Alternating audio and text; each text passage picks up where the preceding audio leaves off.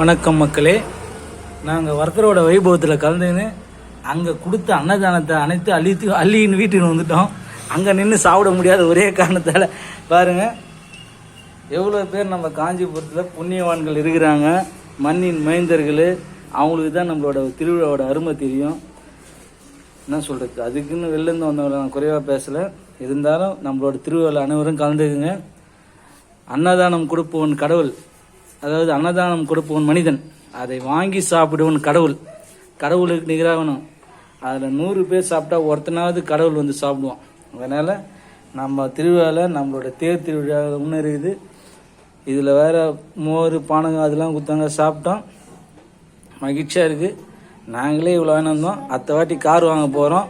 Car வாங்கினோடனே மொத்த அன்னதானம் கடத்தின்னு வர போகிறோம். பாருங்கள், வர்த்தரோட பிரசாதம் சக்கரை பொங்கல் இருக்குது, சாம்பார் சாதம் இருக்குது, சுண்டல் இருக்குது, ரசனா இருக்குது, புளியாவரை இருக்குது, வெண்பொங்கல் இருக்குது, பிரிஞ்சி சாதம் இருக்குது, இன்னும் மற்றும் கூல்ட்ரிங்க்ஸ்லாம் இருக்குது.